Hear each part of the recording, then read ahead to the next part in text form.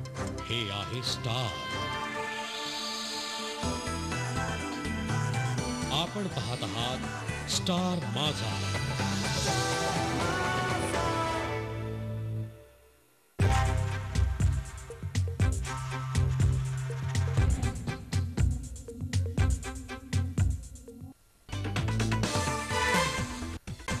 वसई पालिकेतून गावा वगळण्याचं आश्वासन नाही. मुख्यमंत्र्यांचं नांदेडात स्पष्टीकरण तर विवेक पंडित यांचं आश्वासन मिळाल्याचा दावा.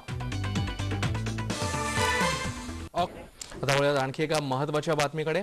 वसई पालिकेतून गावं वगळण्यासंदर्भात कुठलाही निर्णय झाला नसल्याचं स्पष्टीकरण मुख्यमंत्री अशोक चव्हाण यांनी दिले.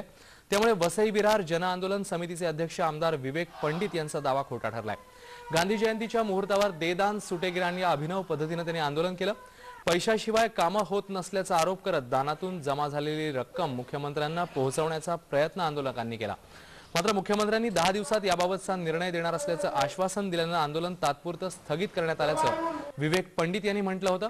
मात्र आता मुख्यमंत्र्यांच्या स्पष्टीकरणानंतर या प्रकरणाला नवं वळण लागलंय.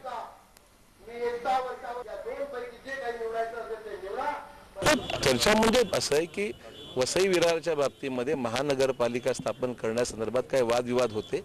मधल्या काळामध्ये चर्चाही झाली होती. इलेक्शन कमिशनने त्याच्यामध्ये निवडणुका घेण्याच्या बाबतीमध्ये कायद्याप्रमाणे करणं भाग होतं आणि मग निवडणुका झालेल्या आहेत. मी त्यांना एवढंच सांगितलं की एक 10-12 दिवसामध्ये या बाबतीमध्ये मी त्यांनाही बोलवेन. तिथे 2 आमदार अजून आहेत, त्या आमदारांनाही बोलवावं लागेल. महानगरपालिकेची परिस्थिती आता जी आहे की महापालिका तिथे निवडून आलेली आहे. निवडून आलेले जेवढे लोकप्रतिनिधी आहेत ज्यांना लोकांनी निवडून दिलेलं आहे, कुठल्याही पक्षाचे असो, त्या सर्व नगरसेवकांना मला बोलवावं लागेल, खासदारांना बोलवावं लागेल आणि त्यांचा अंतिम निर्णय घेण्याच्या अगोदर त्या सर्वांना विश्वासात घ्यावं लागेल, एवढंच मी त्यांना सांगितलेलं आहे.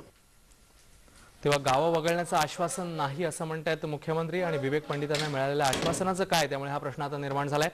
विवेक पंडित यांनी असं म्हटलं होतं की आपल्याला आश्वासन देण्यात आलं आणि 10 दिवसात अंमलबजावणी होणार आहे या सगळ्या निर्णयाची. मात्र आता मुख्यमंत्र्यांनी नांदेडमध्ये असं स्पष्टीकरण दिलंय की गावं वगळण्याचं आश्वासन नाही तर सगळ्यांशी चर्चा करून मगच निर्णय घेण्यात येईल.